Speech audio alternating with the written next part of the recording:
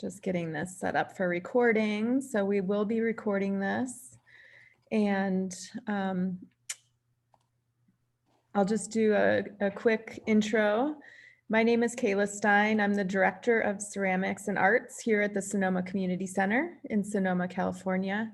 And we're on the ancestral lands of the Mayacamas and coastal Miwok Indigenous people. Today, we have Naomi Clement, and Naomi was here with us for 6 months as a resident artist back in 2018. So we've been working with her since May of this year to do virtual programming. So thank you so much for supporting us and supporting her by attending this workshop and hopefully more workshops in the future. We have a great lineup, a few more this year, and then we'll be launching our new classes towards the middle of December, early December. So keep an eye out. We're recording this, so I'll be sending you the link to the recording within 24 hours, and you'll be able to watch it endlessly for 2 weeks after you receive the link. And I'll be screening your questions in the chat. We have a large group today. Over 100 people signed up for this, so it's a really great group. Just want to welcome everybody. So please send me your chat questions and I'll pose them to Naomi when the time is right. If she already covered the content that you're asking about, I'll just respond to you directly in the chat, so we're not repeating answers and questions. And I'll definitely get all of your questions to her. At the end, we'll save a little bit of time if we have left to talk about a little bit more about the whys and process, pose questions about studio practice, things like that. But mainly this demo will be technique based, as you know. And I just wanted to say thank you to Amico Brent for sponsoring the Surface series. It's been a great series this year with about 10 artists, and they have sponsored our EQ Clay Equity and Equality Initiative, giving marginalized individuals an opportunity to attend our classes at a discounted rate. So thank you, Amico Brent, and thank you for making excellent products. So I'm going to turn it over to Naomi here. Awesome. And there you go. Thanks, Kayla. Welcome, everyone. Thanks so much for attending. And when I first proposed this workshop, I didn't think this many people would be interested in it. So I'm thrilled to be proven wrong. I'm coming to you today from my basement studio, which is in Stratford, Ontario, and I am on the ancestral lands of the Anishinaabe and the Mississauga First Nations peoples. My studio is in my home, and yeah, today it's about surface finishing details, or as I like to call it, the devil is in the details, or more is more and less is a bore. Sort of a large percentage of my decoration happens at, before the bisque stage, but there are a number of things that I do. There's sort of more smaller details that I do to the work, either before it goes in the bisque kiln, just before it goes in the bisque kiln, or between bisque and glaze. And so I get a lot of questions in those in the other surface workshops. So I wanted to have an opportunity to just sort of deep dive into some of those finer details. So I'm going to cover like sanding my work, all the inlay I do, the waxing, glazing, and the sanding after the glaze fire as well. I'm also, if time allows, hoping to get, I want to show how I glaze what I call my naked pots, which are the ones that sort of look fairly different. This is the naked work, which doesn't have as much slip and decoration on it, and it's more glaze. So I'm hoping to show how I do those as well. Yeah, and then I will chat a little bit about the end if people are curious about mixing glazes. There's tons of great tutorials though online on YouTube and such for like how to mix a glaze. It's really pretty easy as long as you have some just basic equipment and safety equipment. You can mix a glaze at home. I really just use 2 glazes. in addition to, you know, all the Amico velvet underglazes. And I do want to thank Amico for sponsoring me with materials and sponsoring the Equity and Clay scholarships this evening. So I'm going to dive right in, and I'm going to show a new technique I've been doing a little bit, which is actually before it goes in the bisque kiln. As I said, most of the decorating happens before it goes into the bisque kiln, like with all the color and stuff like that. But I've recently started doing, and especially on some of the naked pots, like mishima. So it's just this inlay of slip color. You can see it a bit better there. But I also combine it with a technique that's called water carving or water etching. And so I'm going to show you how I do that, because this is actually got a bit of texture to it. So that is done on the bone dry pots. And so these are two like just little test tiles that I made that are bone dry. And then I put wax resist on them earlier today because it's important for the wax to sort of harden. The wax resist that I use, and which I'm going to be using all throughout the workshop today, I think it's maybe in the materials list, but if not, it's High Water Clays Forbes Wax Resist. I just get it a gallon. It's really nice, very brushable wax resist. I do thin it a little tiny bit with water, but this is a water-based one, so I can wash it out of my brush with just, you know, hot water and soap. So I highly recommend that wax resist. There's being in Canada, there's unfortunately nowhere that supplies it here, but so I have to get it from the US. So I put my wax resist on, I let it set up earlier, and I'm just going to use a little tool, a carving tool. This is actually a tool I got in grad school. It's I think it's for etching on like printmaking plates. So it's like a wooden, a metal rather stylus with just a fine point, but you could use all sorts of different things. There's lots of different carving tools you could use. So before I put my wax on, I wrote down, as I've talked about before, how text is a big part of my work. And I wrote a message on it. It just says sometimes, in pencil on the slip, just lightly. Because when I'm going through the wax, I want to make sure I'm carving through the wax. And so it's hard to be really fluid with my gesture. Trying to think what are the best thing. I'm putting it on a bit of foam just because this is bone dry, so it's quite fragile. So I'm just going to go over with this tool, and I'm basically just carving through the wax.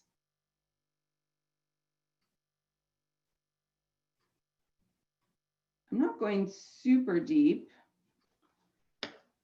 and that's creating some dust. So I always just brush that off over my water bucket. I'm using a brush to do that.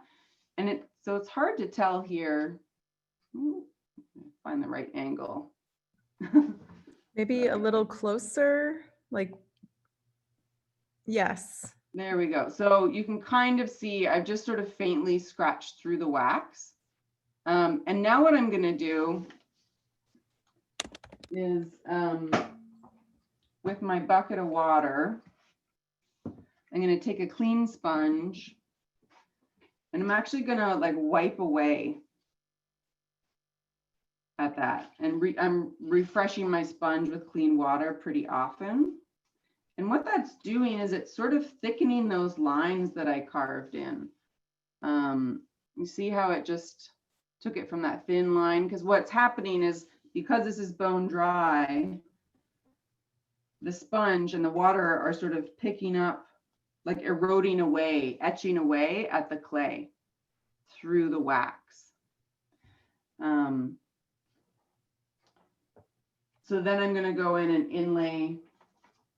inlay some color. And I'm just going to show you the difference. So this is water etching, which is through the wax, and you want a pretty hard wax to do that. I'm also going to just show you traditional mishima technique, which is it's the Japanese term for slip inlay.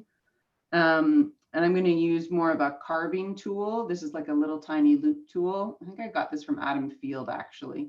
But you can, any kind of carving tool would work.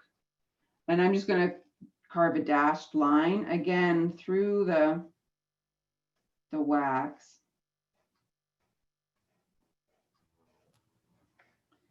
And when I'm doing this, I want to make sure to put those any of those shavings in the bucket of water right away, just because that's obviously clay dust and I don't want to inhale that.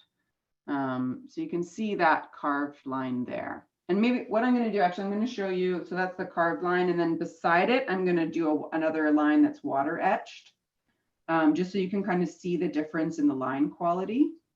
Because it is a bit of a difference. And that's sort of what mishima can be, a very tight line and very fine in detail. There's a lot of great artists who use it. Like Juliet Galloway does some awesome stuff with mishima.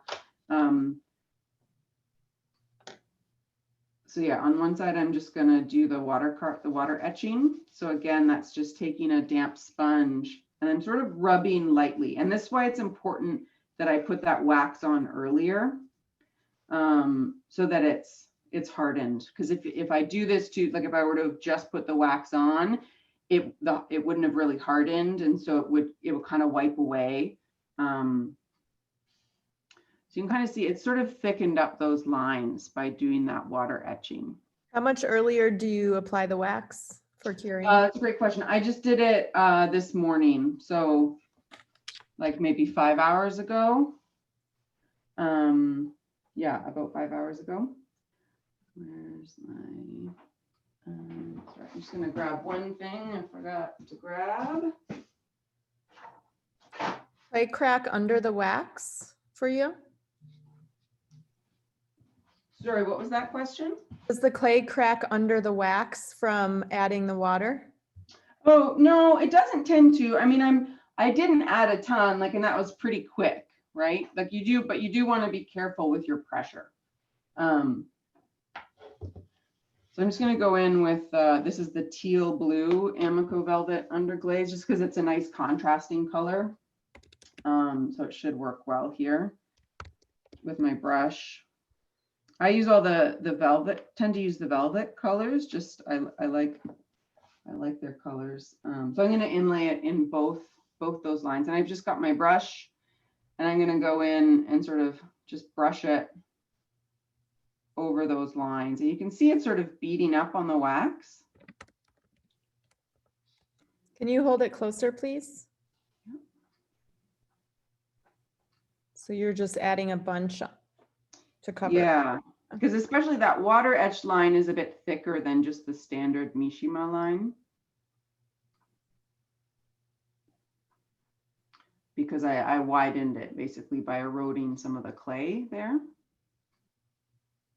I enjoy the sort of worn look of the water etched line. It's a bit less crisp, which I like. And then I'm just going to take a clean sponge again and just wipe.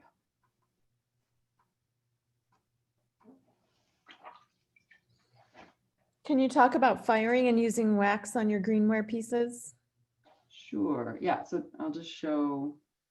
So this is the, oh, whoops, sorry, where? This is the water etch line here. And on this side is the line that was just carved. So you see, it's just a different quality of line. So it can be, and those could be interesting to work together. And I'm just going to inlay some color into that script that I wrote. So in terms of wax on the greenware, I have a fair bit of it. My kiln isn't, it's in an attached garage. It's not in my house. It is vented. But yeah, it does get pretty stinky. I wouldn't want to do that consistently, use a lot of wax resist if the kiln was in the same room as me, unless it was like really well vented. Just because over time, it just doesn't smell good, and it does always kind of make me cough a little bit, which I assume means it's not that great for me. So, but it burns off. It's not an issue in terms of like there's no residue later. So there's that line. that I wrote in. And so again, it's just, sorry, finding the camera, a different quality of line,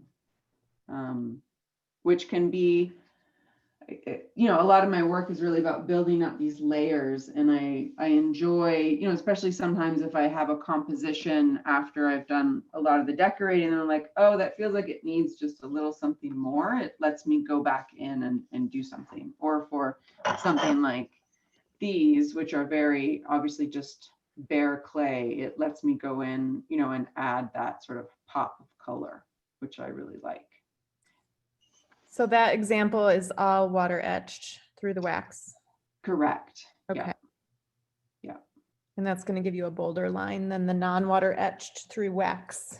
Yeah, and it is like, if you, it's again, it's really hard to show here, but it's got some texture to it in a way that just the carved line would the slip would kind of more fill in the carved line. This is really an indentation, which I enjoy. So yeah, that's just one other thing you can do. Again, more is more and less is a bore. So next I'm gonna just chat and demonstrate how I sand my work. I'm gonna switch over my buckets. So I sand all of my work twice. It gets sanded after the bisque kiln, and then again after the glaze kiln. And there's a few reasons why I do that. One, if you've taken my other surface workshop where this is an area where I've peeled away a newspaper resist. These edges with the slip can be a little sharp. So sometimes when glaze hits them, it just makes them even sharper. And then there's also sort of I'm also end up leaving in the finished work, you know, a lot of, like, all this brown is bare clay, and the handle is bare clay, and the rim is bare clay. And it's this beautiful, like, sort of polished, almost like chocolate porcelain look. And because there's so much bare clay, I want it to be really smooth. So I sand the work at the bisque stage. I wet, and when I'm sanding, couple important things to note: when I'm sanding, at any stage, I always wet sand with water and a wet sanding paper, because, you know, if I were to just sand this dry, that would just kick up a ton of dust that would be really hazardous to my health and the health of anyone else in my studio space. So I'm always wet sanding. It's a pretty quick, it's also important to make sure you test this on your own clay first, like on a test piece, because not all clays can withhold sanding. Like if you're working with, my clay is when fired, is very dense, like a porcelain. So porcelain can usually take sanding well, but something like an earthenware, or a groggy clay, doesn't necessarily take sanding as well. So I would just recommend you test this, as always, with your own materials in your own studio. So the sandpaper that I use at the moment is they're Norton sanding pads. And I just get them at the Home Depot. It's a 220 sanding pad. It's funny, in Canada, you can get them at the Home Depot just regularly. In the US, I had to order them on Amazon. And I get the 220 ones. And then I just cut them in half. And then I use that wet sanding, and I like them because they're flexible. The only issue I do have with them is they wear down quite quickly. Like, I'll go through a whole pad for a bisque kiln load, and I don't like that waste, because this is obviously like a plastic sponge. So I have ordered, I know a lot of folks use those diamond core sanding pads and stuff. I've ordered a couple of those to test them out, because those last a lot longer. So I will, they're on their way. I was hoping they might get here in time for this, but they haven't. So follow me on if you follow me on Instagram, I'll let you know how they work. But yeah, so what I do, I got the piece, and actually before I sand, I'll often go in, and there's sometimes little bits of underglaze or slip that are still kind of stuck to some of these bare clay parts, that I'll just go in with my X-Acto knife. So it would be sort of hard to see. You can kind of see some of the white slip and stuff, such that's stuck there. I'll just go and scrape off some of those bits. At this point, how do you determine, like, are you touching it to feel sharp areas and then you press all the sharp areas, or? Yeah, great question. A little bit. And I kind of know from, I'm also, when I'm sanding, I'm going to focus a bit more on the areas that are going to be bare clay, because I'm sanding for smoothness.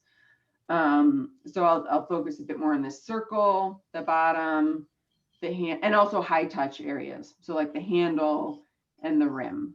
I don't necessarily, like, I do touch the bottom a little bit, but I don't go crazy there. And then I'll hit maybe some super high points if there are any anywhere else. So I just submerge the whole piece in a bucket of, then this is obviously clean water, and I get my sanding pad. And then I sort of go around the edge like that. Do the handle. Again, it's pretty quick.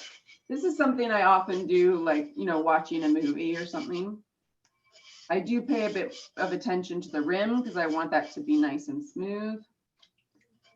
And I'm just refreshing my sanding pad when it gets a bit dry. And I also just wanted to mention that there's wet dry sandpaper too. So a lot of local hardware stores don't carry the pads, but the wet dry sandpaper also comes in the 220 grit. Yeah, and I use the wet dry sandpaper, the 600. I'll show you when I do the sanding at the glaze stage. So yeah, I just kind of hit all the points. It feels pretty good, and you can kind of see how I don't know if you can see there, but some of the clay, like the sort of clay dust, has gotten on the white slip. So I actually normally do this up in my kitchen. I don't have a sink in my studio. So I would have a bucket in the sink that I do most of the work in, and then I would run it quickly under the tap just to clean off any of that dust. Naomi, what kind of clay are you using? Right, didn't talk about that, did I? It's the standard 266 stoneware. And it's this lovely chocolate brown stoneware, but it is quite high maintenance in that it's just a bit finicky with glazes and firing. It's rated as a cone 4 to 6,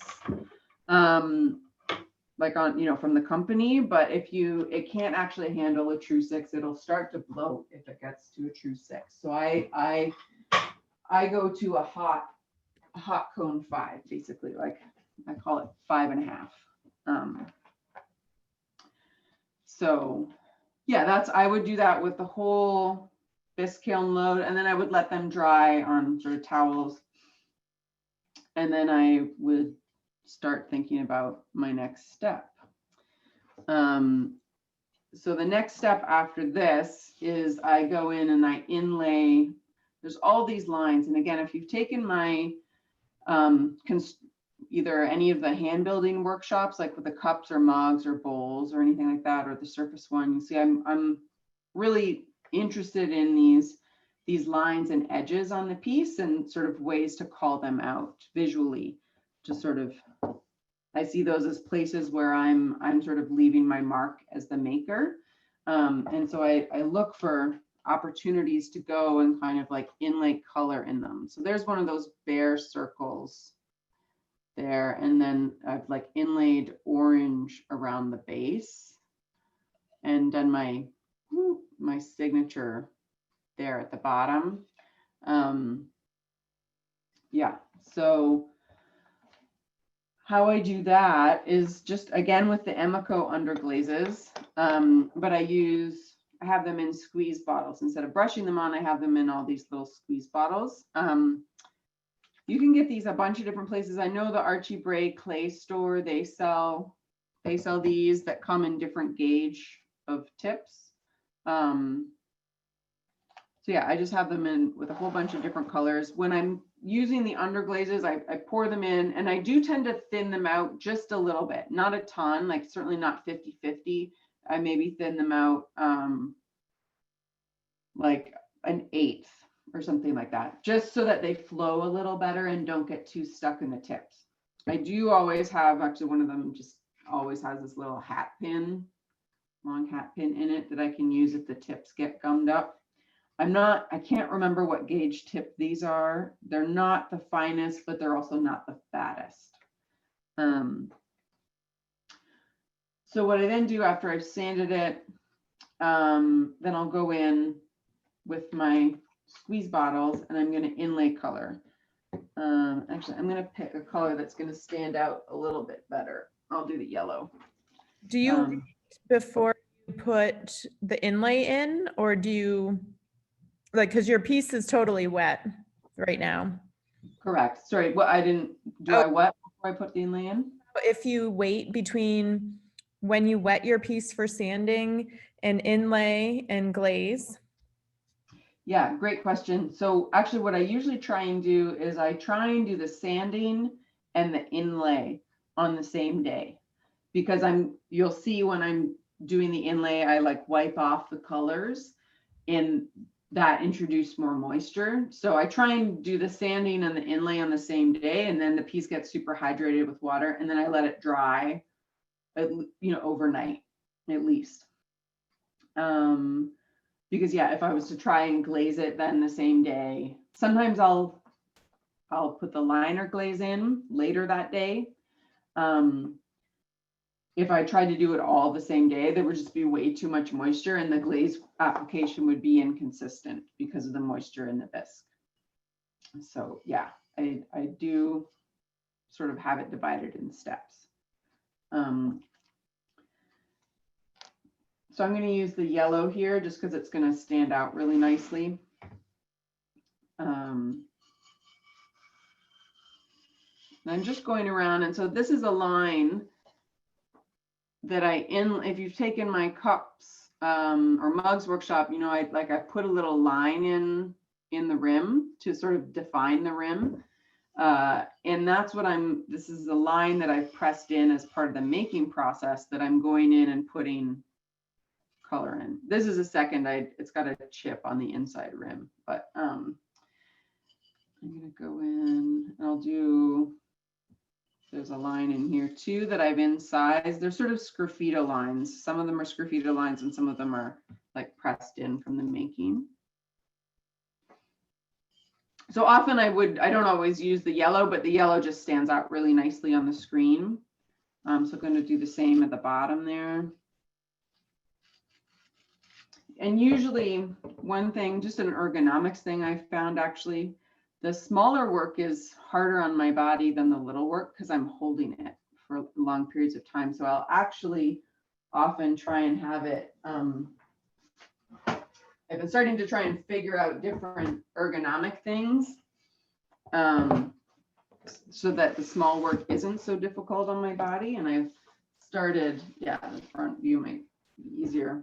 Put like a bucket on my banding wheel. So like it cuts off my head. But then the piece is more at eye level. And so I'm not doing this all the time or holding it like that, because that really tires my shoulder out. Even though this doesn't weigh a ton, like if I'm doing that 8 hours a day, it bothers my shoulder. And then I can, you want to tuck your chin in, my physical therapist said.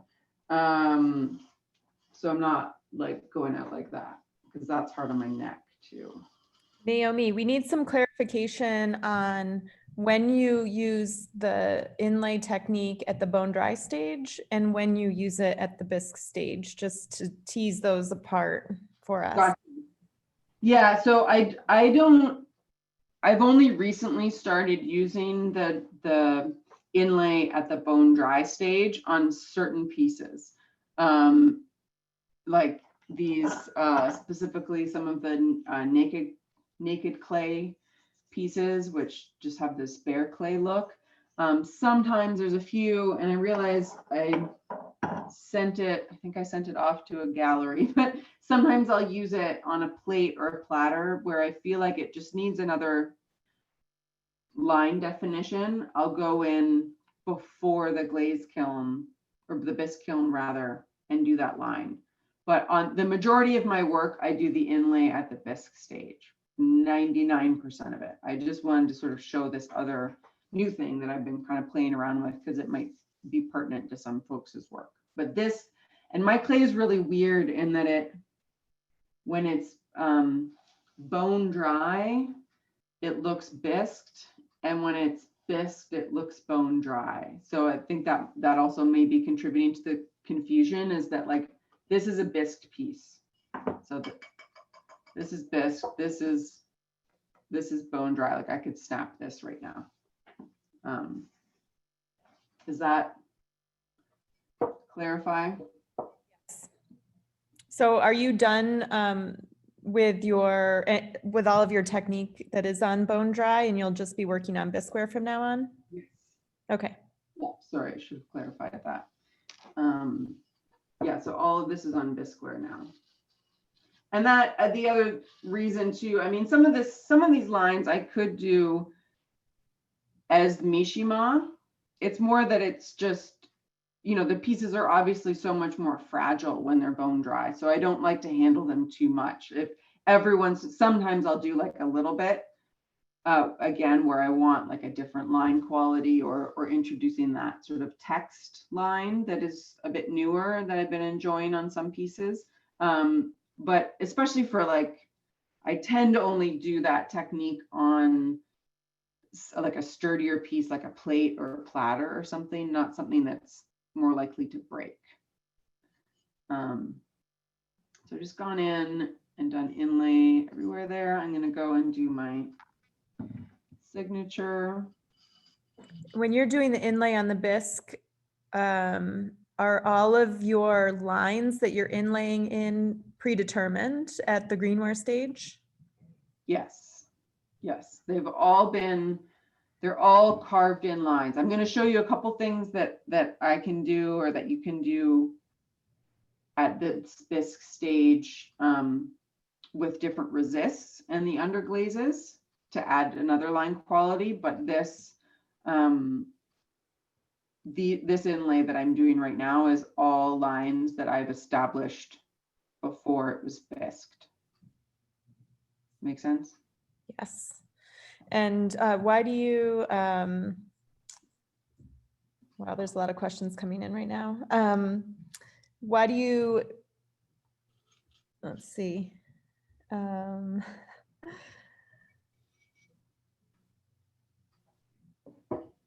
Is there a particular reason you don't use wax and inlay on the leather hard stage? Like, why are you doing it now instead of previous on the mug? The reason I don't do that at the leather hard stage, I've like added all of these layers and all of this stuff, and then to go in and add a layer of wax over it.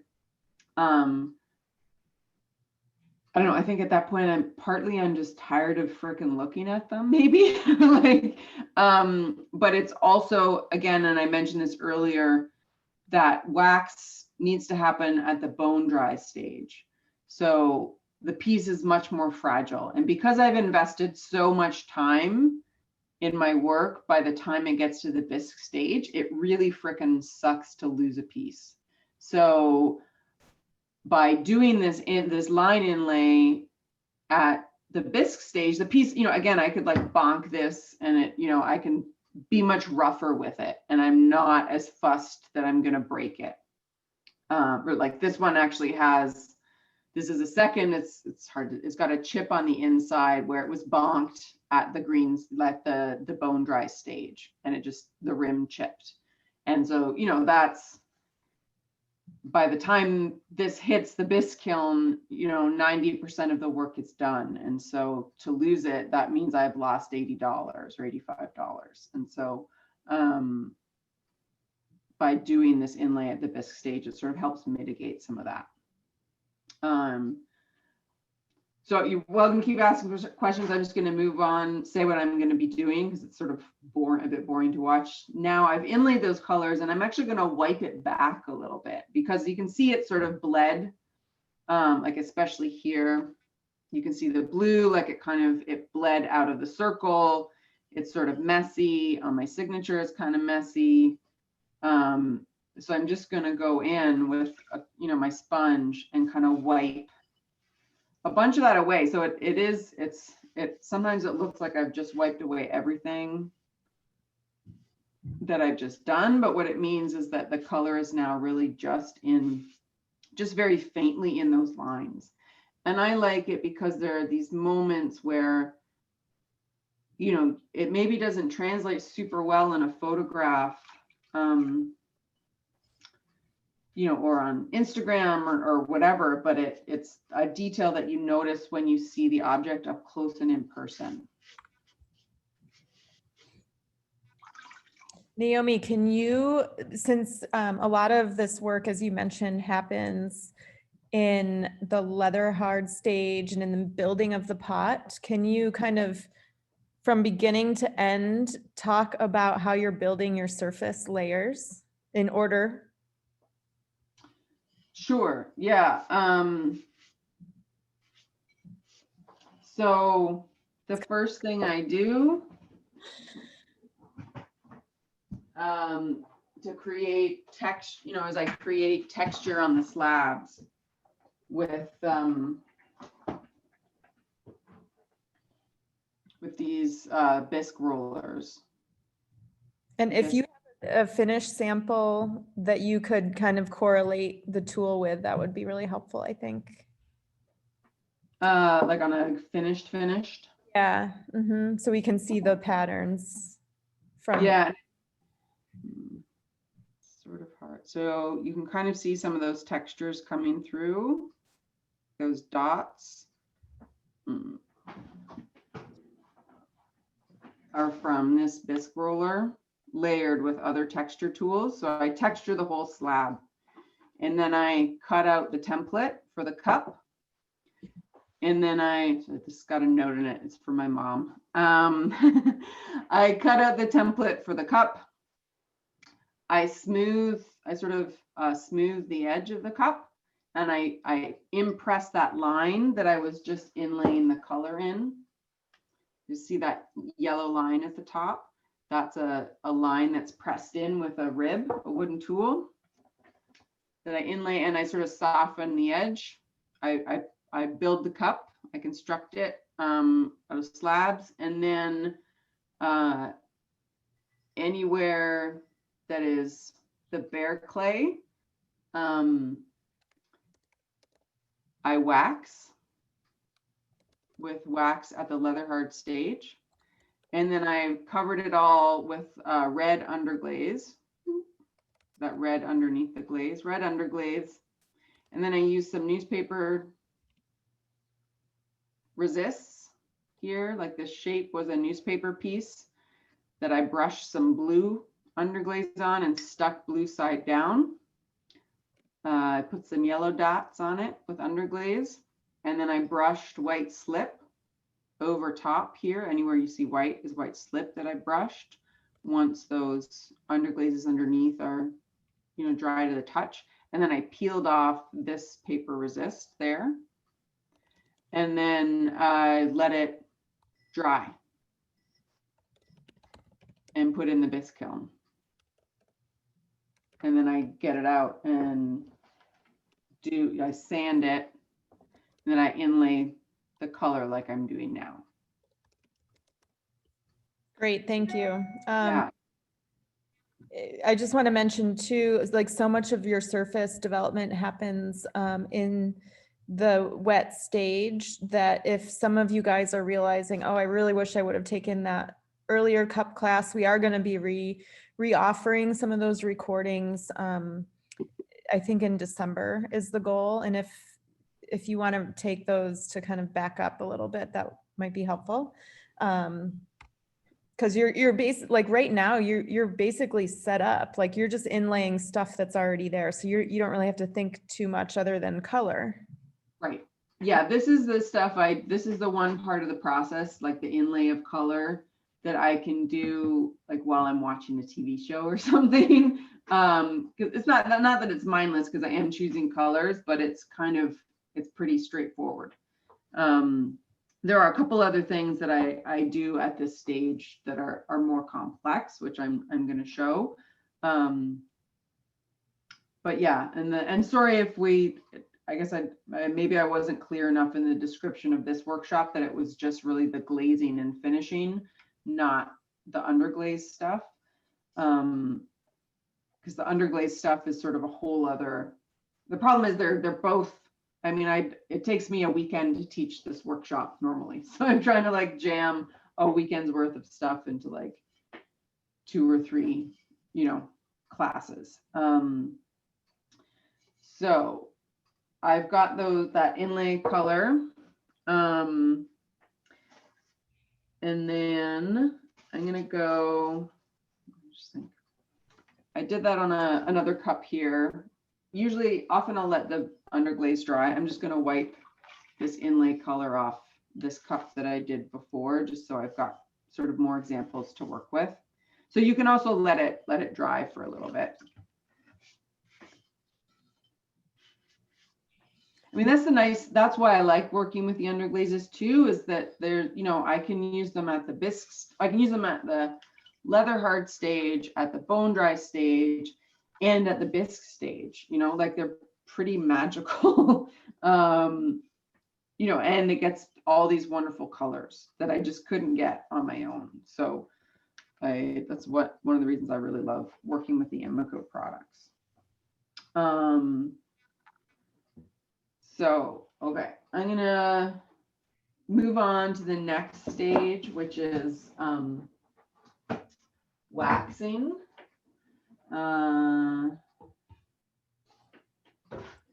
Speaking of wax, there was a question about if you've used any waxes that are available in Canada. Yeah, and I don't like any of them, which is why I ordered it from the US. And it's a pain, because this time of year, most places won't ship wax because it can't freeze. So I like this wax, and you'll see when I apply it, and this is it even a little thin. It's some waxes are really runny, and you brush it on and then it like runs all over your pot, and you have to put it back through the bisque kiln, and it's a pain in the ass. That's why I like this wax. I know there's a lot of other waxes in the US that are good. Yeah, I wish I had a better answer for my Canadian friends. And if you have wax suggestions out there, Canadian folks, please share them. So now I've inlaid the color, wiped it away, and now I'm getting ready for glazing. So I want to wax any of these bare clay bits, the sort of rim and foot, and this circle. Anywhere I don't want glaze to go, I'm going to wax it. And again, if you've taken my construction workshop, there's a couple of reasons why I inlay that line, why I press that line in when I'm building it. One is because I know I'm going to put color in it. And 2 is because I know I want to define that rim and not have glaze on it. And by having that little line pressed in, it makes it super easy when I'm waxing, which I'm about to do. So I'm going to go in with my brush. A note on my brush for waxing. Actually, I just cleaned my brush the other day in like hot boiling water and soap, and it feels like it's brand new. It was all cakey and gross. This is sort of the waxing is the one time that I will use a synthetic brush. With all of my other underglaze applications, I use natural bristle brushes because they hold so much more material. But with the wax, I want a really crisp, defined line, and so I use a synthetic brush, and this is, I believe it's called a filbert tip, where it's sort of slightly rounded, And I like this for wax. I also have one that's slightly bigger for larger surfaces, because it just lets me get, you know, a nice crisp line. So I'm going to go in and is that too high for folks? Is that okay? That looks good, I think. Okay. And I'll center it on the, I'll try and center it on the wheel a bit so it's not too goofy looking for you. I just have, normally I would have it on the bucket, but that was too high for the camera. So I'm just going to go in with my brush. And I'm just slowly moving the banding wheel. And because I've got that line in there, the wax is my brush is able to hit that line. And so it's not, I'm able to keep a really straight line. You'll also notice I'm often like I'm bracing my elbow in here, so that I'm not like, I don't ever want to do something like that to get a straight line. Like you want to be as sort of solid as you can. I'm going to go in and do the inside as well.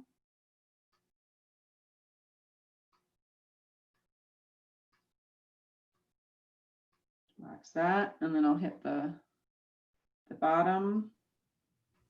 I may have missed it, but this piece of clay underneath your mug, is that just specifically for waxing? It's a chuck, actually. Normally I use it when I'm building the mugs, like because they're all hand built. This one's smaller, it's shrunk, but they'll, like when they're leather hard, they'll go upside down on it so I can work on the bottom. But sometimes I do use it for waxing. And then I'm going to do the handle as well because I want that to be bare clay. So again, why I like this wax, you see, it's not really running too much. Like it's applying very nicely and evenly, but it's not like dribbling down.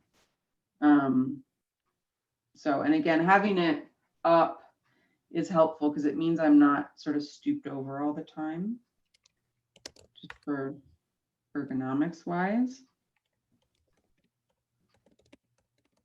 So I'm just, again, this is sort of boring to watch, but going in and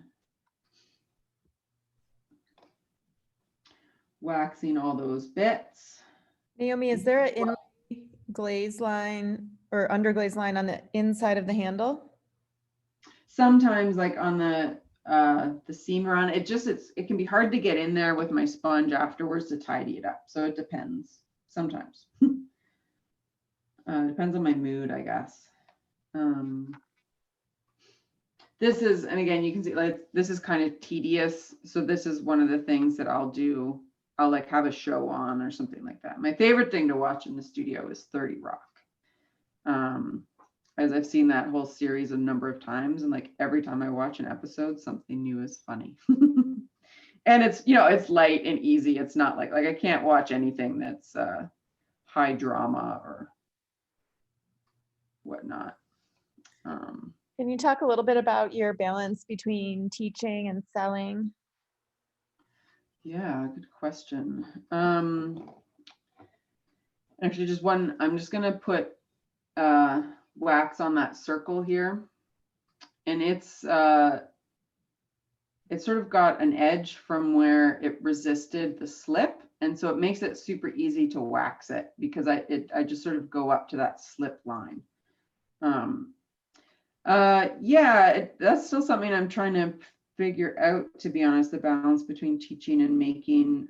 Obviously, you know, you can tell here my work is really time consuming. So I'm not like a high volume maker, and I never will be. And and slowly making my peace with that. You know, which means my work is more expensive. But also, you know, it is hard on, making is hard on your body. And so I also don't necessarily want to make 100, you know, I think as an artist, being a full-time artist these days, it's really important to diversify, to have a lot of different income streams, especially in times like these where things are kind of crazy. So yeah, I try and I'm gonna just wax this one while we're chatting, but I don't know how to, I don't know that I have a great answer for that question, except that it's something I'm always trying to figure out. I do find I'm more productive in the studio when I have more things going on. Like if I'm not just making full time, if I'm just making full time, I can procrastinate the hell out of shit. So it's helpful to have like to have deadlines and other things occupying my time. So I don't know if that answered the question, but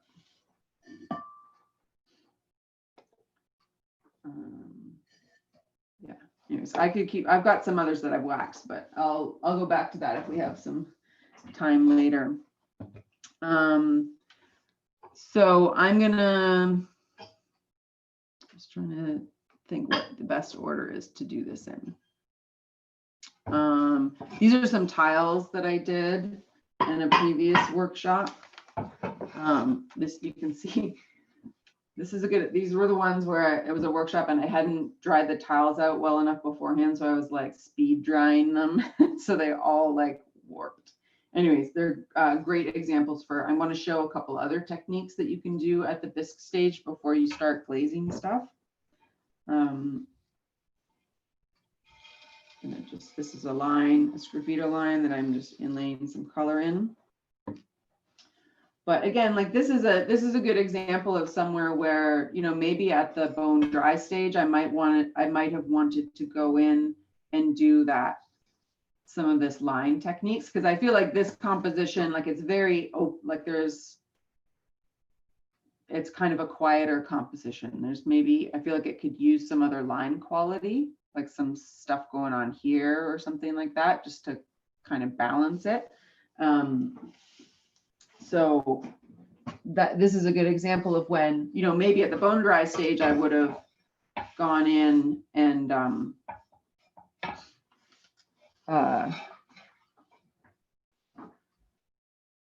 done some of that mishima. Another thing I'll sort of show you, you can kind of, the nice thing about wet sanding, once it gets hydrated, before I put the water on, you couldn't really see that there were blue circles underneath that white slip.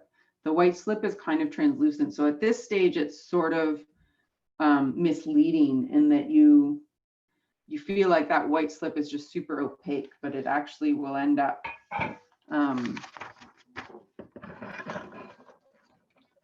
being thinner in spots, and some of the color will come through from underneath.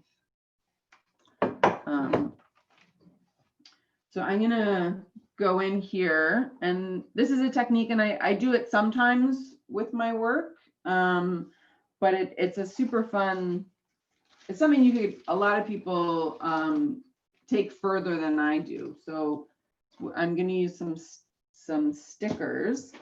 Sorry, just trying to find a specific size of sticker that I want.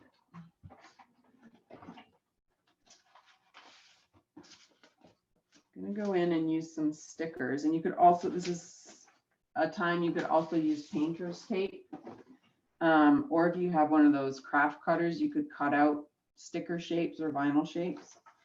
So I'm gonna go in, and I've just got these are just bought from the like office supply store. I'm just sticking them on the bisque piece and sort of rubbing it in.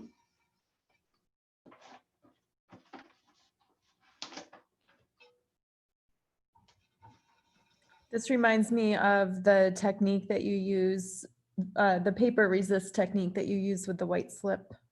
Yeah, it's kind of the similar idea. So I've got these stickers down. They're sort of hard to see, but I'm gonna now outline those stickers. I'm gonna do it with the blue because that'll show up really well with underglaze. I'm just sort of going around those stickers.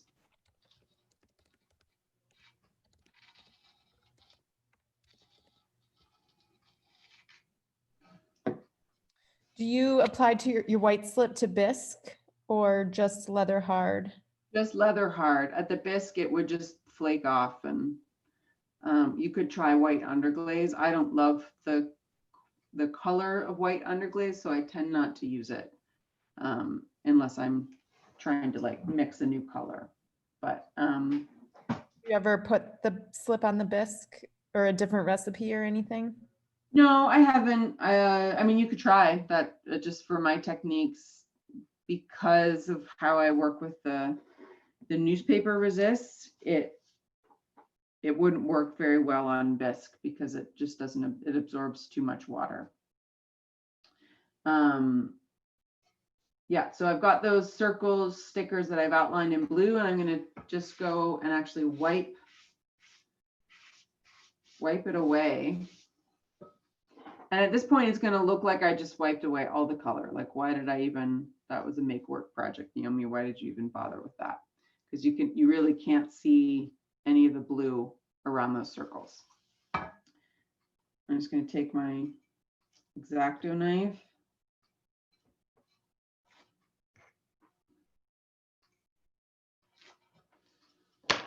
And you can see how it's got these very just faint blue lines. That again ends up being a different line quality. You know, this is a very, sometimes, and I started doing some of these lines and like some of these lines when it feels like sometimes the harshness of like these lines are very solid and graphic, which I like, but I like to balance them with a thinner, more ethereal is not the right word, but a thinner sort of more variegated line, I guess. Like these lines are always feel very like this is the line. Whereas I like with this line quality here, it's sort of, it's got a bit more play in it, I guess, if that makes sense.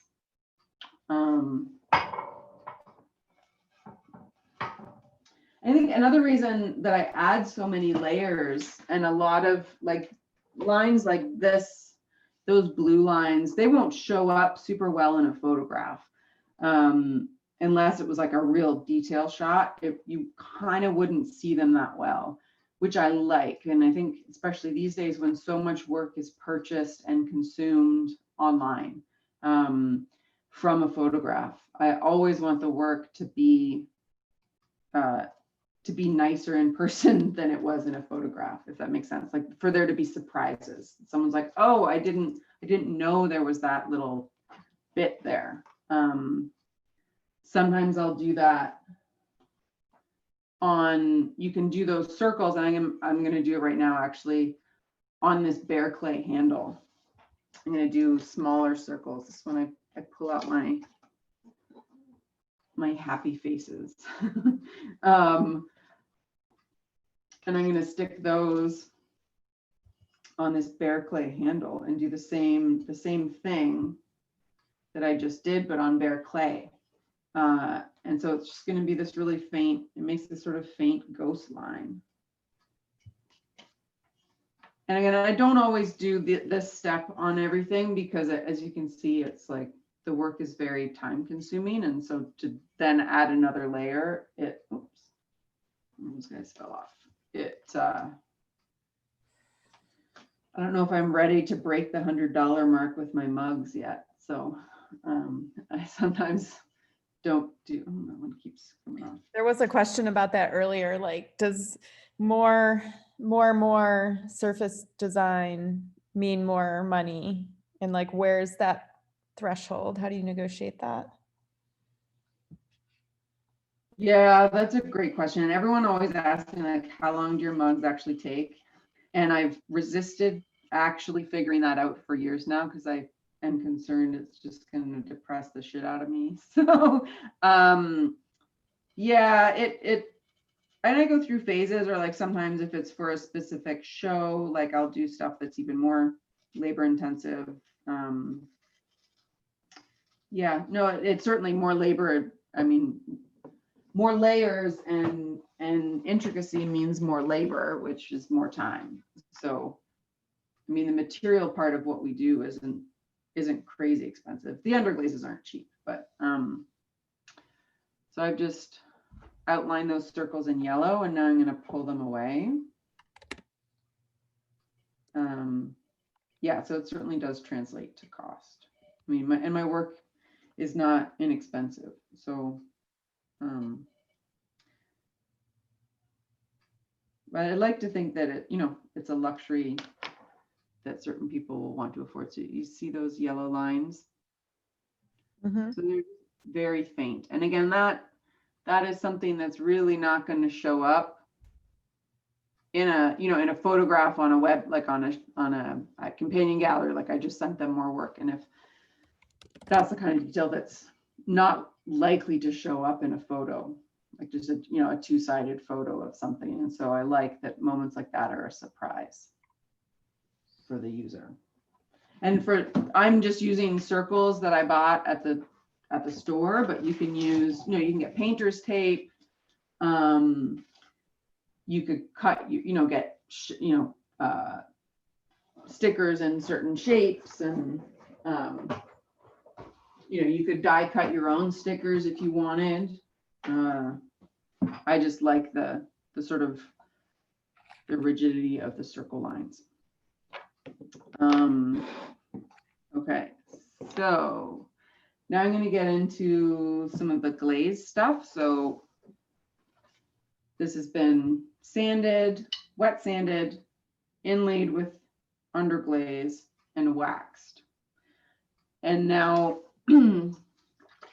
I do on my work, I tend to, most of it is just a clear glaze. So in that clear glaze recipe, I believe it was included in the materials list. If you, for some reason, didn't see it or can't find it, if you go to my website, naomiclement.com, and go to the workshops page, there's a PDF at the top that you can download that has my slip recipe and the clear glaze recipe as well.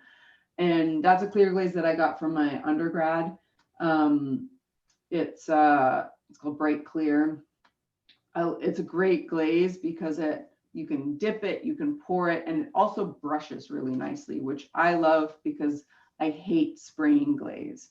So for like a piece like this, and sometimes I have a bucket that's big enough of the glaze, but I can just brush the glaze on the outside. Or for big platters in my plates, even I just brush the glaze on, and it works well. So Naomi, do you do specific gravity of your glazes, or? No. If I was a different maker, I'm just getting some more water. If I was a different maker, I would. I tried to once. I just sort of go by feel. Yeah. The smart thing to do would be to do specific gravity, but I don't. Yeah, so, and the cups are all lined with colored glazes. Like this has an orange sort of tangerine inside, and this has sort of like a mint green. And that's just the same glaze, like clear glaze, but with mason stain added.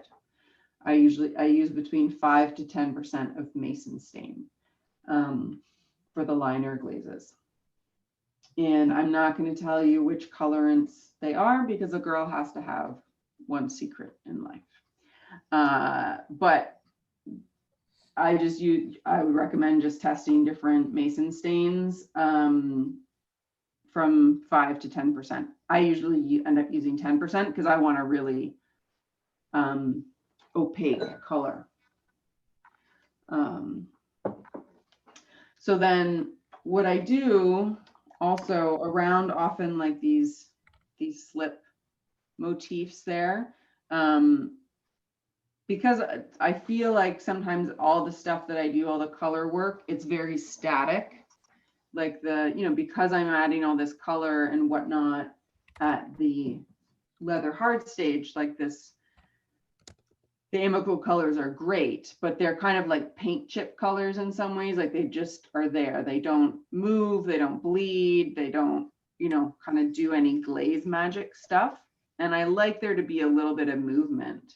And so this one, you can maybe tell there's sort of like around that blue, there's like that drippy, you can kind of see a fainter blue drippy line.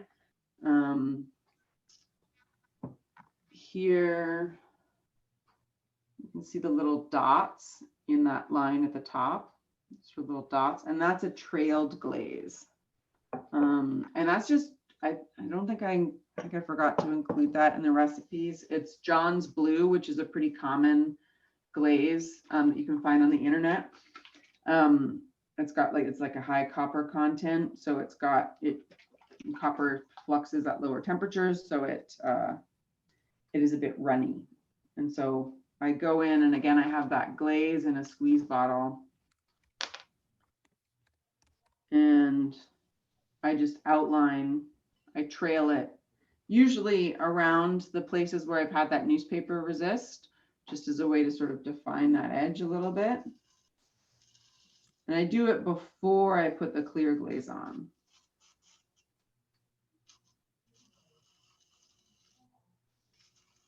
And if you want sort of a like quick 101 on my surface stuff, there again on my website, I did an article for Pottery Making Illustrated a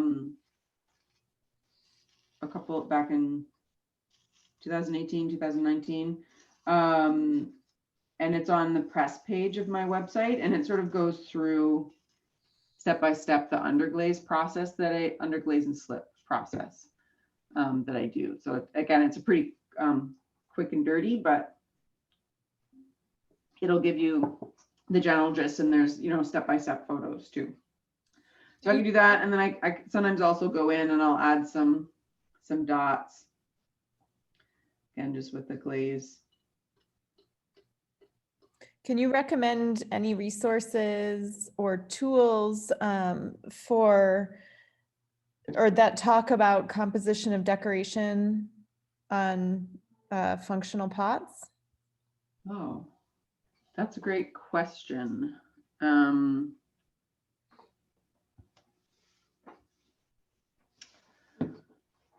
Well, I've been thinking I should write a book called Layered Surfaces, but that doesn't answer your question right now. I guess I tend to think of composite, you know, it's the same compositional elements as you would consider in a flat, you know, piece, like rhythm, balance, contrast, line, harmony, like all those sort of things. But then I just sort of go around the piece. Like for this, you know, we want to talk about composition for a second here with this one, which is a much more complex thing. Like I don't want them to just be like front and back. I want the eye to move around it. So, you know, we've got the handle and then sort of that negative space of the handle there. And then this, oops, sorry, I'm like backwards. This, well, I'm watching myself and my camera up front. This here, that, here, I can bring this down a bit lower.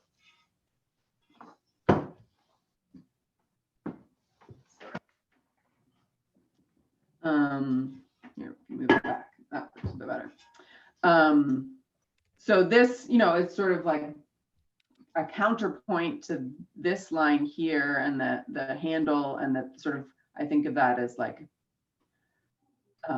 balancing that, but then it's also referencing the negative shape in the handle, and then also the negative shape there, so that we're getting back to like design 101, like repetition of motifs, basically. Like I'm repeating this sort of oval shape a number of places, and then, you know, the circles too are sort of like leading your eye, moving your eye this way, and then there's another line here that sort of faintly echoes this line, and then again another motif. So it's playing with similar things, and just I think a lot about rhythm and how you go up and down around the piece. And certainly with the cups too. I mean, I do tend to think about the seam as the front of the cup, But again, a lot of similar things at play, like the negative space for sort of rest and pause and sort of some quiet. And then sort of taking the eye, you know, like I have one element that starts from this border, and then the next one goes from the bottom. So like balancing it all the way around the piece. I think, you know, just look at artists that whose work you enjoy, whether it's a painter or other ceramic artists, and then start to tease out what it is that you enjoy about that work and what it is about that work that speaks to you. So that you can then, you know, and whenever I'm doing, you know, compositions, I always start with, that's why test tiles are so great, like, or working with tiles is so great. Because you can, it's a two-dimensional surface basically. So I'll start with something like that, try things out, and then maybe move to, you know, like a little tray, which is still pretty much a two-dimensional surface in a lot of ways. So that's pretty easy to translate, you know, the tile to this. And then, I mean, it is also why a lot of my work has fairly straight sides. Like there's not a lot of complex parts in much of my work, for, you know, because there's so much going on visually too. So then it's easy, you know, translate that to this. And it's a lot of, you know, trial and error and figuring out what works. And again, that's why I like to have different elements that I can add at different stages to sort of, you know, like with that tile earlier where it was like, oh, there's not, you know, it's kind of boring. Like, I think it needs another element. You know, I feel like adding those circles, which are quite faint, sort of hard to see, but adding those circles really then, otherwise it felt like there just wasn't much going on compositionally to me. But obviously I like busy, you know, a lot of stuff going on. Naomi, when you put on your glaze, you said you brushed it on, do you do multiple layers? If I'm brushing it, yeah, and I will brush on one of the tiles. These cups I'm going to dip, but I'll show you how I brush the tiles. So I'm gonna do that now. I'm gonna start some glazing now, just so we get everything covered. So yeah, okay. Because I've got my glazes. So this is the clear. It's pretty thin. I don't know if you want to pull, yeah, to the. So I test it by sort of putting my hand in, and I can, you know, it's pretty thin. I can still like see my hair and my knuckles through it. I mixed this earlier, just before class started.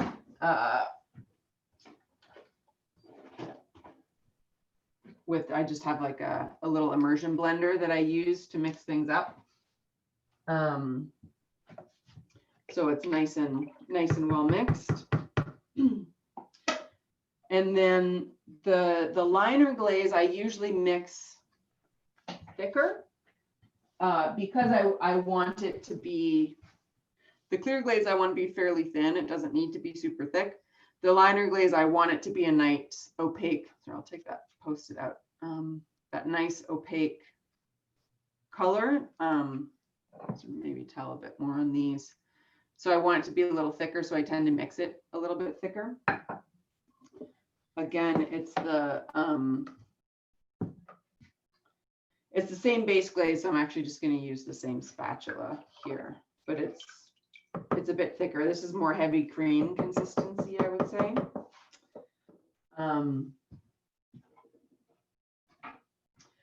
So for lining stuff, again, normally I would maybe wait till the next day after washing, sanding, and inlaying color to do the liner glaze, but I'm just going to go for it now.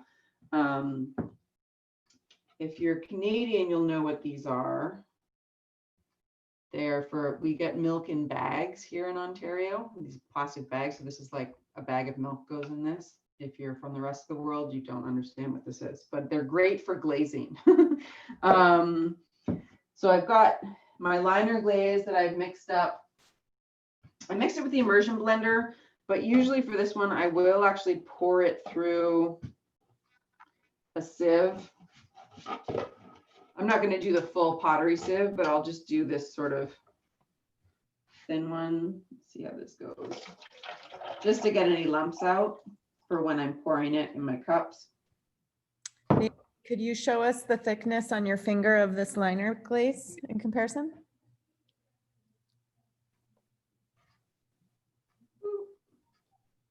So it really coats my hair and the knuckle, like my wrinkles. So yeah, it's much more of a heavy cream consistency, or even thicker than that versus the dipping glaze, which is a more of a like 2% milk. So I'm just gonna pour it the inside, and I just pour it to the top, like to the line where I've got my wax, and I just hold it for a second or so. Normally, I'm gonna pour it out. I got a bit there. Sometimes I will line the cups, depending on how like fast I'm trying to push it through. If I need to get a glaze kiln through, sometimes I'll line them the same day that I sanded them and washed them, but then I'll let it sit for a few seconds. That one I let sit for like a second and dumped it out. If I was trying to push it through faster, like this one, I don't think I washed this one today. And then you can see from that wax, it's just easy to wipe off.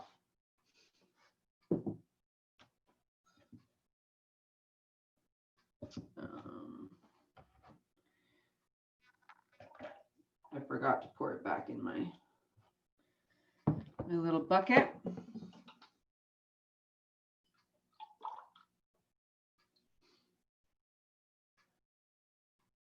So yeah, it's pretty straightforward. And then I would let them sit overnight, so that the piece gets a chance to dry out a little bit. Because if I try and dip these now,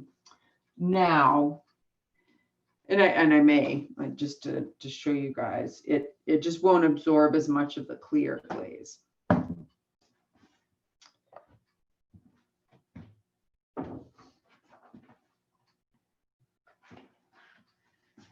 So again, this is the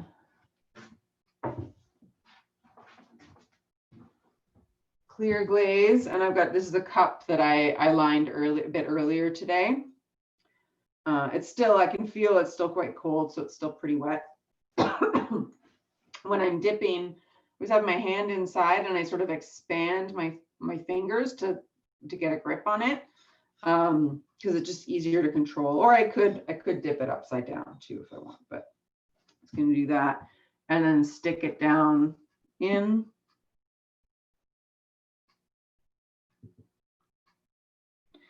And because I washed this earlier, I am going to hold it for a couple seconds. You see it's peeling away from the wax there. And I always go and I clean up what I can now, because it's always easier to clean it up now than when that glaze is sort of dried more. But I can tell that I washed this piece today, because this clear, it's still really liquid here, like, and it's going to be wet for a while, I think, just because there's so much moisture in the bisque piece. Here, I'll go. This one I just lined right now, and I'll see how it does. Naomi, does your clear glaze ever go cloudy over the bare clay? And that's one reason why I leave so much clay bare, like without glaze on it, is because this clay doesn't really, it gets kind of greenish when it has a clear glaze on it, which I really dislike. So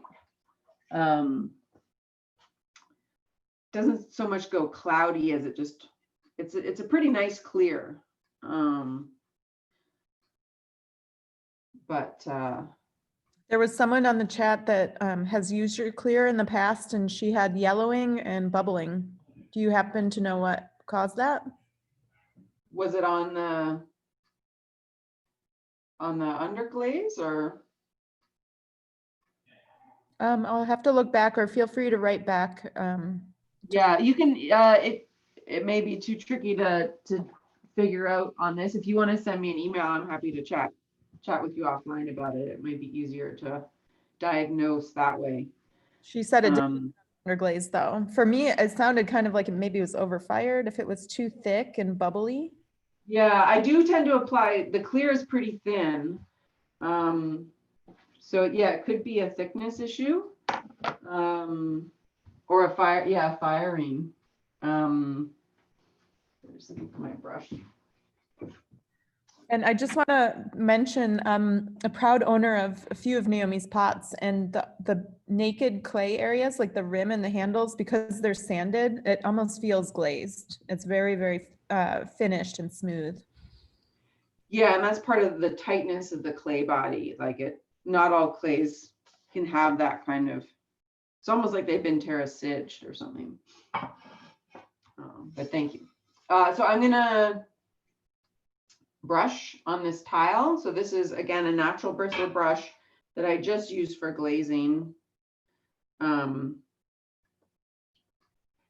I just sort of load it up, and then I'm gonna brush liberally.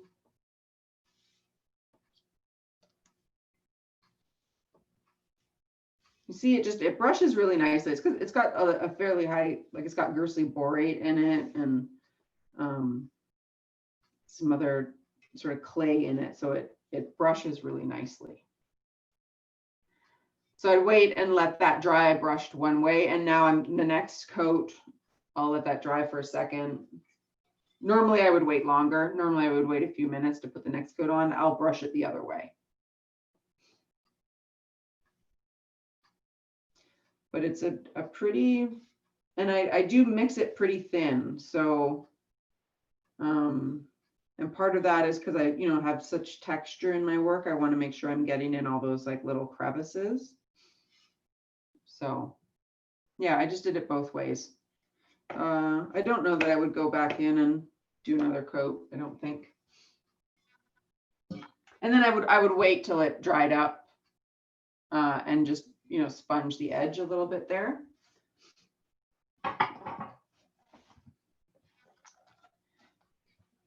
Naomi, what cone do you fire your bisque to? 04. I fired a bit hotter. That's, as I said, my clay is really kind of finicky with glazes and all sorts of stuff. And having a slightly hotter firing seems to help a bit with that. Yeah. I was just going to show a bit how sorry, looking at my list. I was going to show the naked stuff, how I do that very quickly. And then I'll just show how I sand the glazed finished work. And then that's sort of, then we'll have some time for discussion, hopefully. Is that cool? Do people want to see how I do these ones? Or do folks want me to circle back on other stuff? They want to, yeah, keep moving forward. And then we have some like bigger questions about finding your own style and sales, things like that. Cool. Yeah, so this is bisque. It's got all the texture, it's still got my texture and stuff that I do, again, with the textured rollers and different tools to get texture. And I'm gonna go in and inlay, same thing I did as with some of the other stuff. And I'm gonna try and do like really contrasting colors here so it really shows up. And then I'm just gonna do that quickly. Do you have a finished example of this style cup? Yeah. Okay, cool. Because this is a fairly new direction for you, is that right? Well, this is kind of like these guys.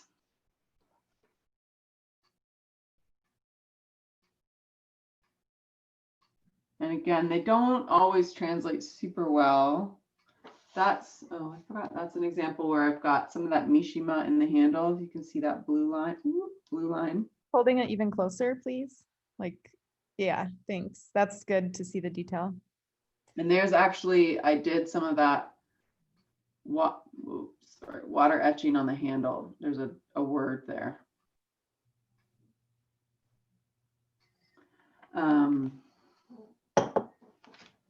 Yeah, I don't, there's sort of like I started doing them for the Clay Car Naomi show and then really enjoyed them and liked them. I guess I just don't always know how they fit in with the rest of my work. You know, because they're quite different, obviously. So I'm just same thing, like wipe that off. We see a really close up of that before you go and wipe it all off, like a maybe before and after, really close. Yeah, thank you.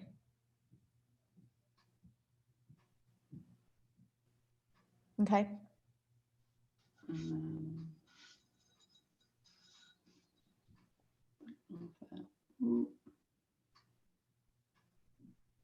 Thanks. And then I've got this. This is just the bright red underglaze. It's a like old empty container that had sort of dried up bits in. Oh, and you're lucky you're not here because this red really smells. So what I do when that is ripe. It's funny, there's certain colors, the red, the yellow, and the orange always tend to really stink. I think they must have like bone ash in them or something. Anyways, I clean my brushes off, like my red brushes, I'll just clean off in this container to sort of preserve some of the, you know, they're not inexpensive. So and I'm just going to go and do a wash all the way around with this.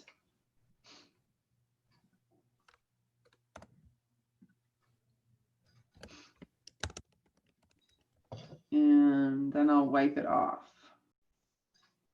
And it's bleeding a bit into some of the yellow lines, which is okay. So that's all. I just sort of did a thin red wash all the way around, and I'm going to go in and just kind of wipe it back. And again, it's sort of hard. It doesn't, even on the finished ones, it doesn't translate quite as well in person, but you can still, you really see that there's red wash there, and it's really just picking up the texture of the work. Okay. And then I would wax it. What is this the is one I did earlier today.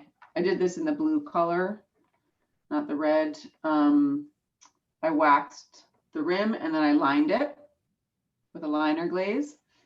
And then I'm going to go in and add some glaze. So these blue dots are the same as my liner glaze. They're just little glazed circles. Naomi, what was the dilution of the red underglaze with water? It's just by eyeball. Yeah, it's pretty thin. Again, I just clean my brushes in there. Yeah, I don't know what it would be.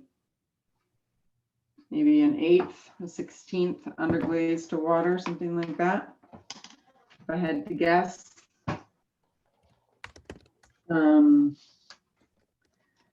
So I'm going to go in and I want to, as I said, add I think I'm gonna keep it simple for now. I just want to add like one on this one, like a blue glaze circle here, I think, a bigger blue glaze circle. So these are just the outlines from when I take the circle stickers away. There's like this negative, the negative space of the circles, the sticker. So I'm just going to cut one of those up and put it on.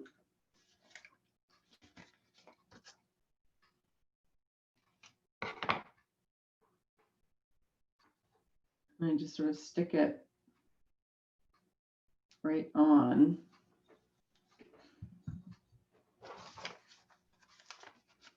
I think I'm just going to do one circle just to sort of keep it simple here. Do you ever laser cut or custom cut your stickers like you do with the paper resists? I don't, but you could. I think for custom cutting stickers, you could just use one of the craft cutters, like a silhouette cutter. So I'm just going to fill in this circle with glaze now, and I could brush it if I wanted, or I have a little squeeze bottle of the turquoise glaze. So I'm just going to go in with my squeeze bottle.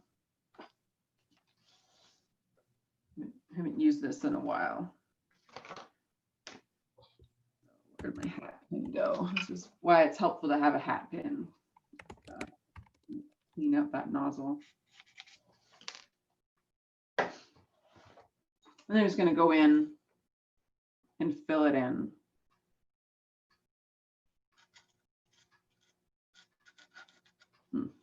And it's kind of, I obviously haven't used it in a while, so it's because it's kind of lumpy. I made a big mess. But. This is your liner glaze that you're putting on there? Yeah. Sorry, I just sponged some of that off because it just.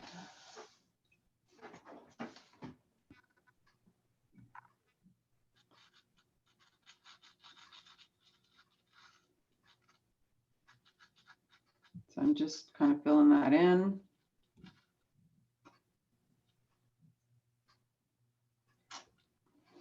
And I'm going to let it dry.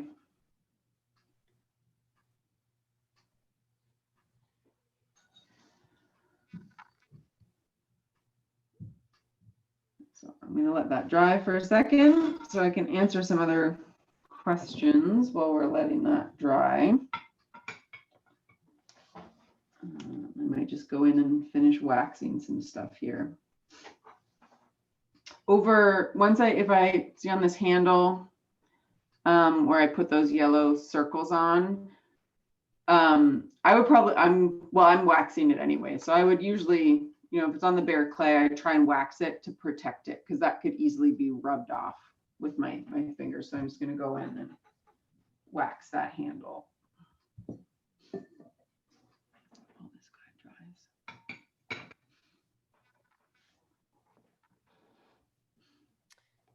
Do you ever fire your clear glaze to cone 6? Yeah, it's pretty, it is rated to 6. I think it can even go a bit hotter. Again, I would test it. It takes colorants pretty well. I like it because it is a pretty forgiving glaze. I don't tend to have issues with it being cloudy.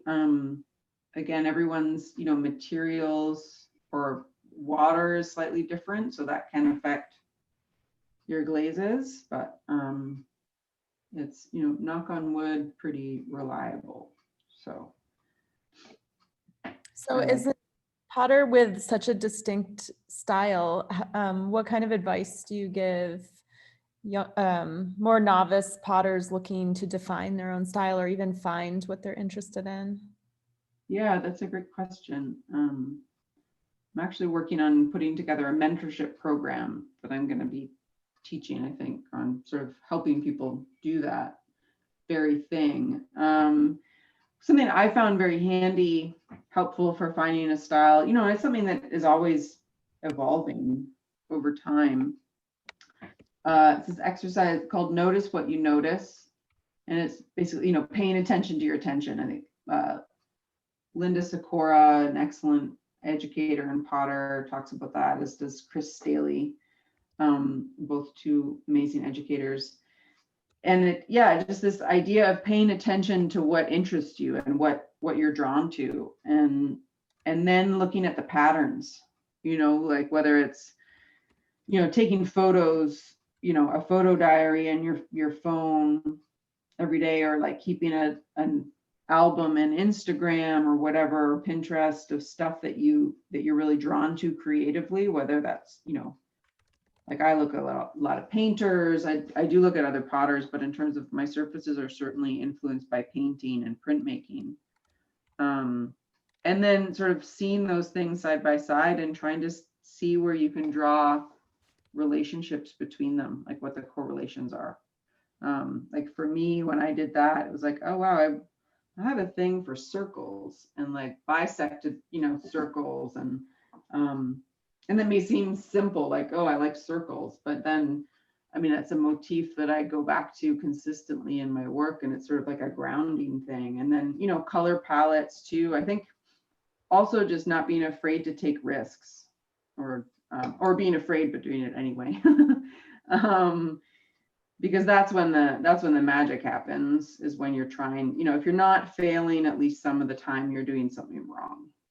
And Bede Clark said that, another excellent educator. And, you know, that's the hard thing with ceramics, is we can, especially in the early days, you can get really precious because the process is so freaking hard.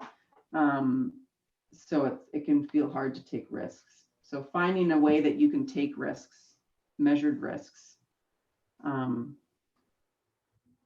is something I'd recommend too. And then also just like, if you can take, you know, workshops like this, if, you know, once we're able to travel again, if you're able to take a, you know, like places like Penland and Haystack are so great because you get influenced by so many different craft media too. You know, I know not everyone can afford to do that. They often offer assistantships, you know, where you, or like work study. So if, you know, financially that's a struggle for you, they do usually have a lot of different scholarships options.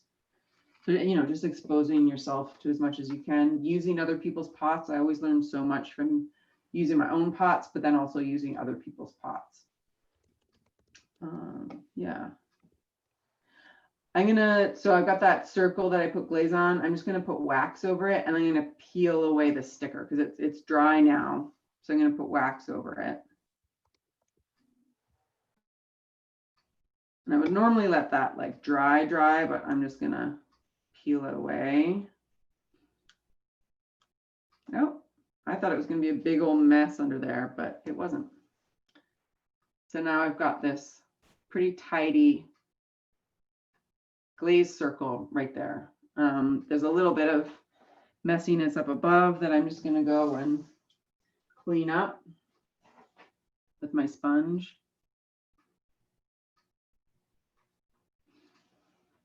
And then I'm gonna wax over the whole circle to get the edges sort of softened down, waxed down. And so that would then be one of those, that'll be a glazed circle in the same way that those are glazed circles. Oh, this one's a bit bigger, but. So it's just through playing with stuff like that. And that, you know, also too, like it can be hard as someone who's trying to make a living at this to find time to do new things in the studio, because, you know, again, this is my full-time gig, and so it can feel hard to experiment in the studio because I, you know, feel the need to constantly be producing and making money.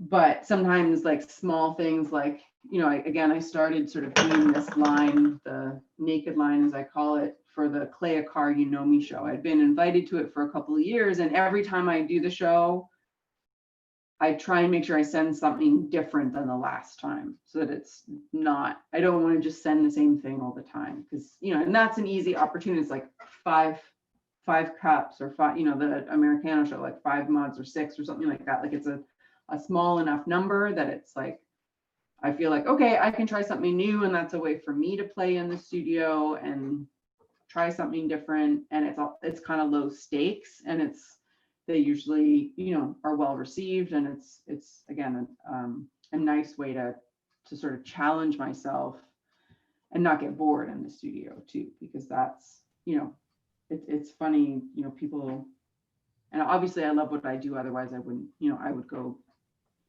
you know, be a lawyer or something like that.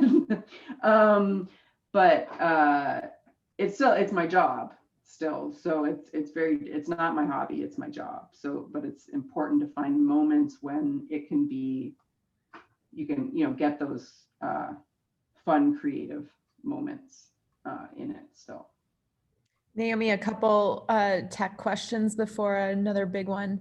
Why did you wax the circle on the cup? why did I wax it?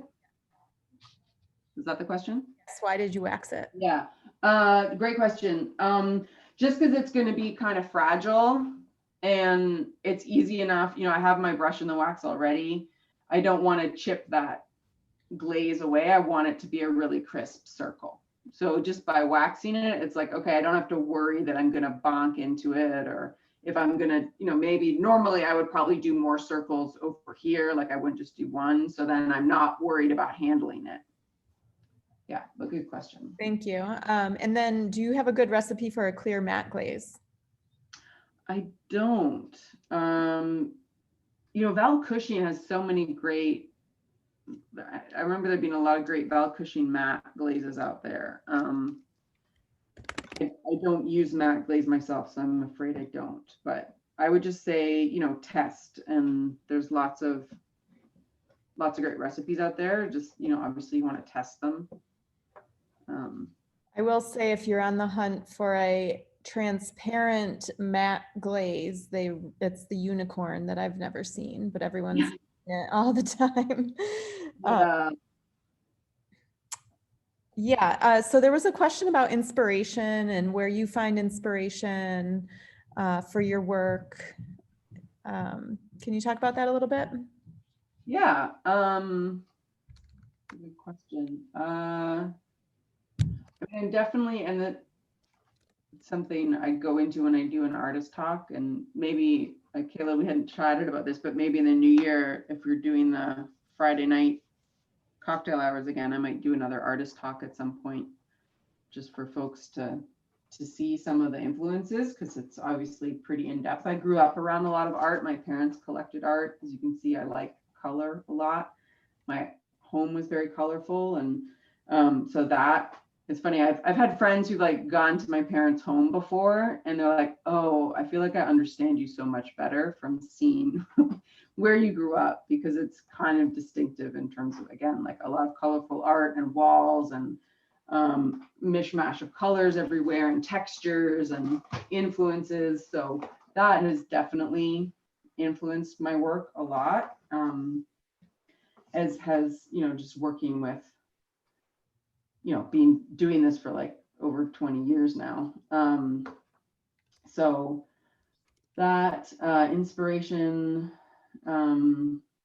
I think through making. I'm not really a sketcher. I mean, I'll see objects that I love and I'm inspired by and take photographs, but I really think through process. And so things for me tend to be iterative. Like I'll make small changes as I'm making. In grad school, those were really big changes, because that's just sort of what that time was conducive to. Yeah, painters like Mark Rothko, Helen Frankenthaler, a lot of, you know, sort of those color field painters, or also Richard Serra, who's a sculptor whose work I really love and think about a lot, especially with the basket forms and some of the other forms, more like sculptural forms that I make. Yeah, and I get really inspired from the pots in my collection too, and just using other people's pots. Yeah, do you want to list a few of your favorite potters?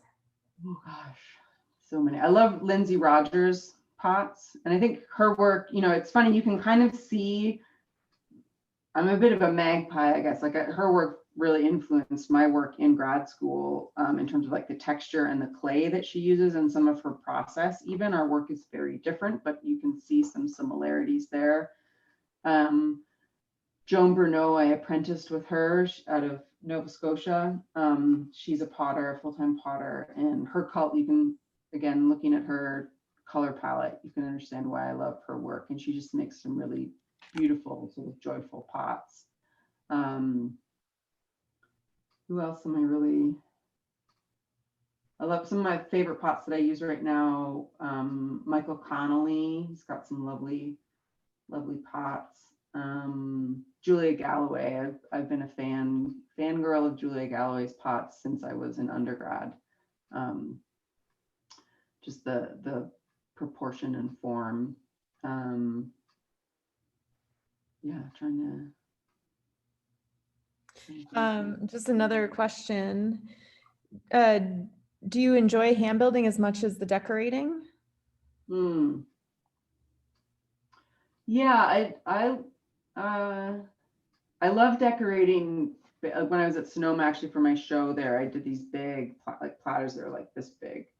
I love decorating those. Those were fun. If I could just have like my dream residency, there's this residency, I think it's in Arizona or maybe Southern California. It's like that sewer pipe one, you know, like I forget. It's in California. Yeah. Yeah.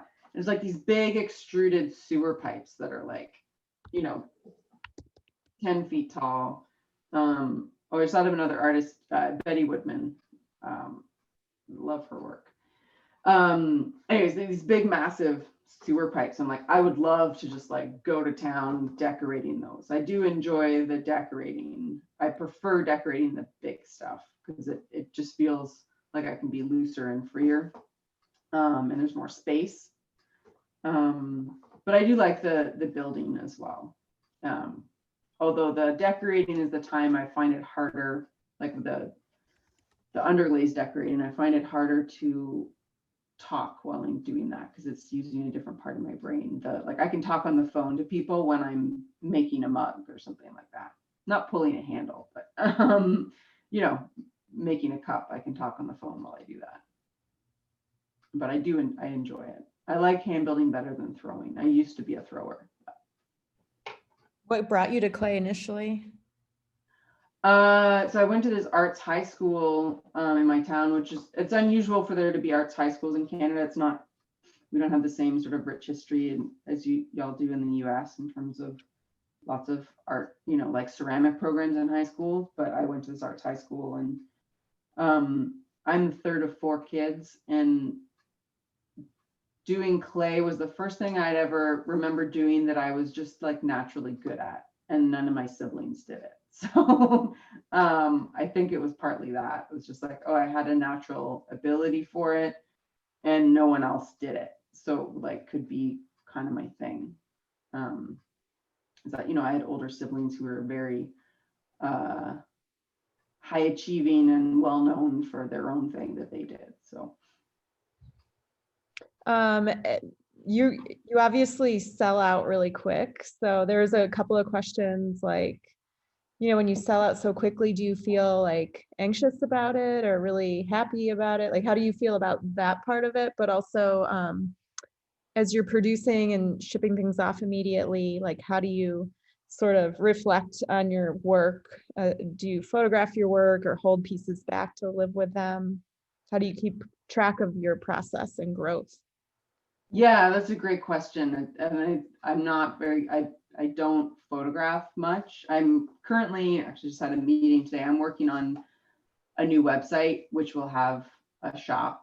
So I'll be selling, I'm hoping to move. I will still always carry work with galleries, especially Companion Gallery, who carries my work in the US because they're really good to me and great folks to work with. So I will always have work in galleries, but you know, normally when I teach a workshop like this, I would sell work directly. So that used to be a large part of my income was selling work directly at workshops, but that's not happening in the same way, obviously. So looking to, you know, pivot to new ways to do that virtually. So yeah, I think with that, the inherent in that will be me photographing the work, so I'll have more record of it. I'm not very good at photographing my work. The professional photos, like on the white background that you see on my website or Instagram, those are, I paid professionals to take those. So I like, I'll snap photos of things in my home or like more casual shots, but there are certain pieces that I will keep back. Like there's a couple of newer dishes, forms that I've made that I'll like hang on to for a while, or if a piece feels special or like it's got something different going on, I will keep it, either keep it in my collection or just hold on to it until I'm ready to let it go. The other day I had a mug that had a bad chip in the rim, and so it was a new, slightly newer style of handle that I'd been doing. So I was like, well, maybe normally I would have given that away to someone, a friend or something, but I kept it because I think it's important to use your own work. In terms of stuff selling quickly, it feels great when it sells quickly. That's a newer thing for me that's new this year. I think partly because with COVID, I had, my production was lower.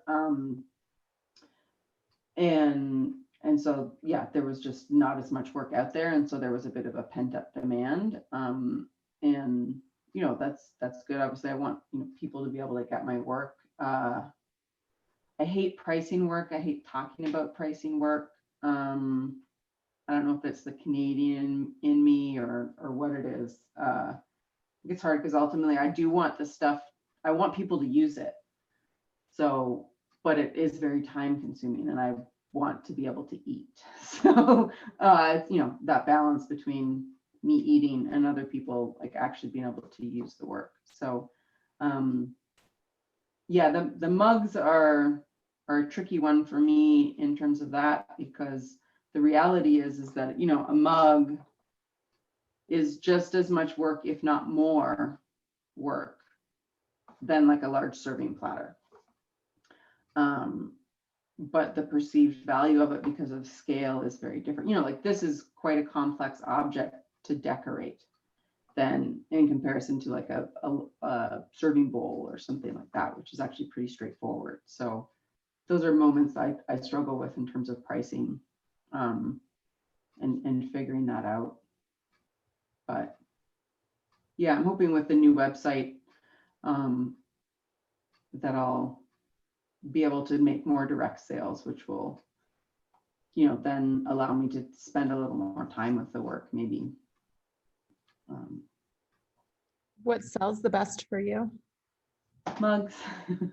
Actually, the bowls have been quite popular, and I do love making the bowls. The bowls have been pretty popular. And it's interesting too, as I like start to shift to shipping stuff myself, like the plate, I love making the dinner plates, but shipping one dinner plate is like just a pain in the ass because you need such a big box to ship one dinner plate. It's the same size box to ship one as it is to ship 4, basically. So, yeah, things like that. As I shift to selling more directly, I can imagine that I will, or like something like this. Ugh, I don't want to like shipping this is kind of, I'm happy to ship it to if you want it, but it's, an awkward object to ship versus like shipping a mug is actually pretty straightforward and easy. So it's sort of funny, the different things that I'm thinking about. Do you have finished dinner plate and bowl that you can show us? Yeah, it's just outside the door. I'll be right back. Thanks.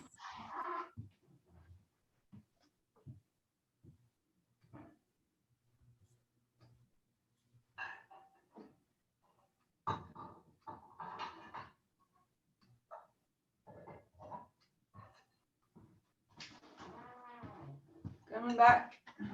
What kind of slab roller do you have? Oh, it's it's the Frima one.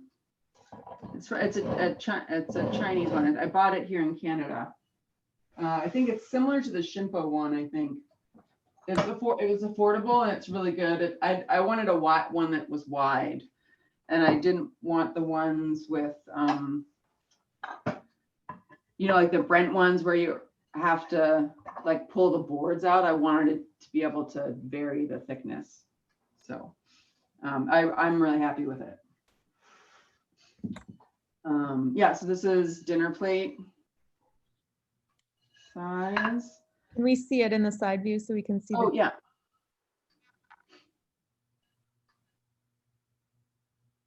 Yeah, so that's the blue. The blue doesn't translate as well in photographs. It's sort of quieter and a bit moodier. I love the color palette, but the red really, I mean, this like just obviously pops a whole lot better in person or on photograph. So yeah, this is the bowl shape. And it's funny, these bowls were one of the last, and it's changed slightly, but it was one of the last things I made for my MFA thesis show. And I remember making them because I wanted a certain number for the show. And I was just like, oh, I just want to keep making these bowls. Like it's a satisfying form to make. And I love looking at them in the studio when they're leather hard. And I do have a bunch of these in my collection that I use that are slight seconds. And I enjoy using them. It's a satisfying shape to use. This was someone that asked of like keeping pieces. This was actually the result of the bisque mold workshop that I did a little while back. It was this new bisque mold that I made, and I did it in the workshop, and I was like, oh, that's really kind of nice, sweet little dish. And so this I've hung on to because I want to make more, and I think there's something about it that I want to spend a bit of time with. And same, this is a newer. So actually, the teaching for me right these days is a nice opportunity to try new things, because again, these two new forms, which I think will go into production in my studio, were results of that bisque mold workshop that I taught. And I've got a whole new lineup coming for 2021. It's pretty much, there's a couple of retakes, but mostly it's all new stuff that I'm teaching in the winter. Do one on, people have asked about like creating the bisque rollers and like working with textures. So there's going to be a whole workshop just on making the bisque rollers and texture. The plates, people have asked about dinner plates. They're doing one on dinner plates. One called Handle Extravaganza. So a ton of different ways to make handles. These are in pitchers and pouring pots. Decorative wall boxes. So these are like wall tiles. These are a new thing for me that I'd like to explore more. And that workshop will come with a template for how to make them, and then layered surfaces again, and then flower vases. So lots of fun stuff in the new year. Just before we leave, I'm happy to keep chatting, but if folks need to leave right on time, I did want to mention how I wet sand after the glaze fire. Oh,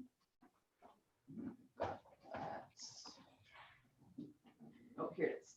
So yeah, I just use like a wet sandpaper. You get it at the hardware store. Waterproof sandpaper. I think technically it says it's for automotive paints, and fiberglass and metal. And I get the 600 grit. And I just, break it up or tear it up into smaller pieces. And the same, I'll just, where's my clean bucket? Here, my table's kind of a disaster zone right now. Dip it in this is the glazed piece. And then it's really quick. I'm really just sort of buffing the bottom and the handle and the rim and not really hitting the glaze areas. But as I said, I've ordered some of the diamond core. This is an old ratty one. Sanding pads, because I don't love how quickly, especially these foam pads, wear out, because I just feel like that's wasteful. So I'm hoping the diamond core ones will work, so that I can just use them for longer. But Could you please? And not just because when they come out of the bisque kiln or the glaze kiln, they're shine, you know, the clay is nice, but it's got a little tooth to it, just like the tiniest little bit. So I'm really just kind of polishing it a little bit with that last sand. Could you show us that package of sandpaper close up? Where did I put it? Yeah, and I don't always just buy this one. There's different one, whatever it is. But it is always like a waterproof sandpaper is important, and then the 600 grit is what I use. You can do this dry, but again, don't do that in a ceramic studio.